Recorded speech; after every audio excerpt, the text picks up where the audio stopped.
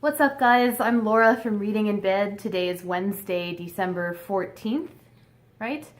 So we are going to reveal story number 14 in the short story advent calendar, and I'm doing these videos every day until Christmas. Thanks for coming back. So before we talk about today's story, let's review very quickly yesterday's. This was number 13.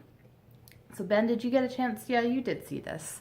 I didn't read this to the kids. There's a few things that weren't quite appropriate. It's also very long. I think this is the longest story we had so far. And it was called Obscure Objects by Carolyn Adderson. And I really like this one, even though story number 12, I sort of said I didn't like it because just felt like a writing experiment. This one, the author in her interview explicitly said that this was an experimental thing that she did, but I liked it a lot better, and I don't know if it's because it was longer, so she had more space to develop her ideas, but it just worked better for me, and this was about female friendship, which is so hot right now with Ferrante and all of that. So really enjoyed this one. This took me through a whole lunch to read, which was perfect.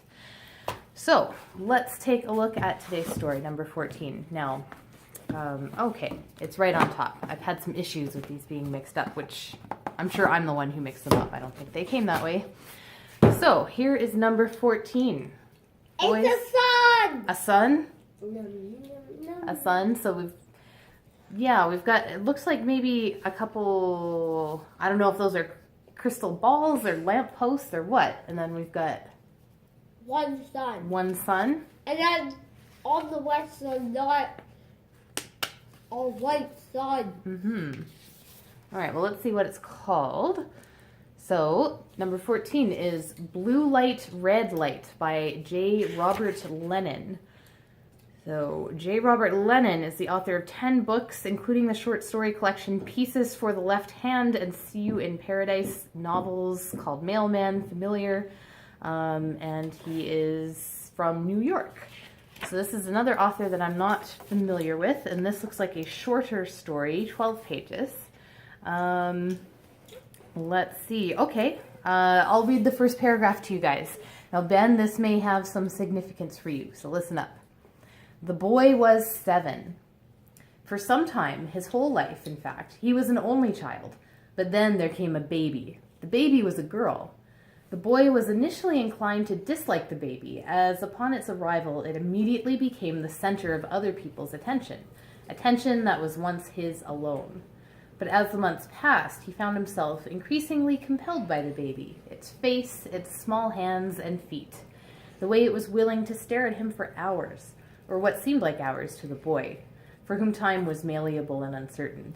And so on balance, after long consideration, the boy grew to like the baby. What do you guys think? So this is about a 7-year-old boy. And Ben, how old are you right now? 6 3/4. And when do you turn 7? December 17th. December 17th, and that's only 3 days away, because today's the 14th. So, this might be one that we can read together, Ben.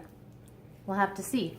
It's not super long, but I might still wait till tonight to read it, if that's okay, because we gotta get going to work and school, and I gotta tell you, it's getting harder and harder. I mean, it's so dark out.